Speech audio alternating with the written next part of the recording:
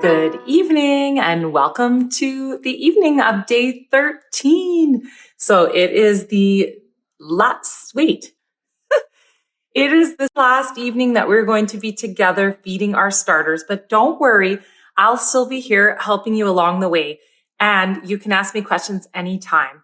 Just contact me on my website or on my Instagram. But don't worry, I won't abandon you. I'll still be here for you. And we can all support each other along our journey. I'll still be here when you've got your gluten-free starter or regular starter all ready to go. I'll be here to help you along with the next steps to making your loaf. And you're going to just love it. I'm so excited for you. And I just hope you've enjoyed this journey so far and that you've had ease in this journey along making your sourdough starter. Share with you everything that I have learned to hopefully impart the knowledge that you need to make your own decisions when it comes to your sourdough starter and what it needs for your particular environment. So I sure hope that we've done that, and I hope you feel confident. And let's move on and take a look at our sourdough starters. So here we are, our sorghum sourdough starter. You can see it has definitely, I bumped this elastic big time. It has definitely had its peak rise and has fallen way back down. So if I'm not worried about this though, that just means that it's now an old starter and it needs to be fed. That's totally normal and acceptable and what we want to see. And Betty is as well, rose up and came down. Bob rose, you can see, way up. So at 1:30 it was here, and that was our, whereas the line is over there, but it rose to here, and that was what we thought was the peak. And then, because it started to fall back down, and then it rose back up and gave a second kick into its life. So it did have that second boost, which is totally normal. You can see in the back there how much higher it went. So that's totally normal, but you want to, if you're going to bake with it starting tomorrow, because it will be ready, and it probably is ready today, to be honest, but I always wait for the 14 days for it to be as mature as I can. But when you want to bake is at that first peak rise. That's when the yeast and bacteria are at their peak activity.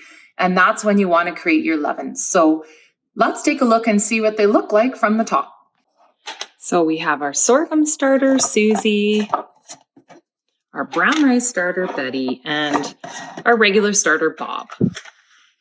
And again, it looks like wet sand. Now, Betty is a little further behind. And the brown rice starter, I find, does look a little different. It doesn't have as deep of peaks and valleys on the top. You can see some, though, in comparison to when it was nice and pillowy. So when it has these ridges and valleys, like the sorghum starter, I always think it looks like when a hot air balloon gets deflated and there's lots of big bumps and where the air has come out of it. So that's kind of what it looks like to me. But our Betty, our brown rice starter, isn't quite as far past its peak as our sorghum. So let's go ahead and feed our starter. So tonight we're going to feed our starter in preparation to actually make our leaven tomorrow. So what we need to do is feed our starter in a ratio that's going to allow us to have a very low base acidity.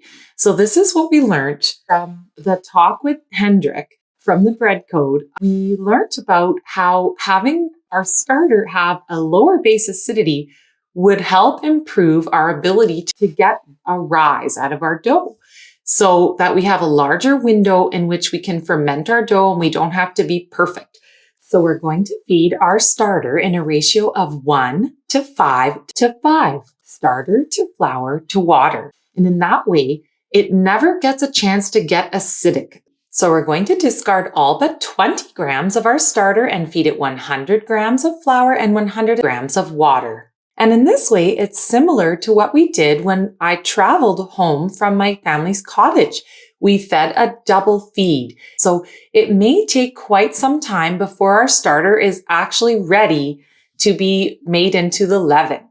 However, our starter has had some time since then, and the colony has had some time to become established. So it may take a little less time than we think, but most likely we won't be mixing our leaven until later in the day.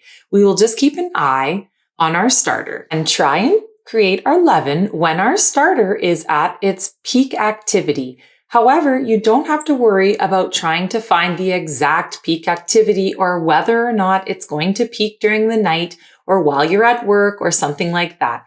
Because if it has already peaked and fallen, all you have to do is give it a small snack and it will be back to its peak within the hour.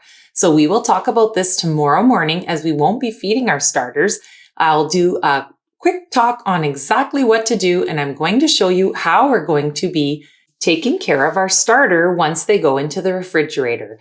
But for tonight, make sure to leave your starter at room temperature like we always have been.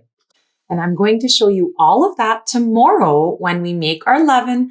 We will take some of it out and we will feed our starter to be putting it into the refrigerator. So not to worry about the details now. We will deal with all of that tomorrow. So place your starter in a snuggly spot and I will see you in the morning. I hope you have a wonderful, deep, peaceful sleep. Good night.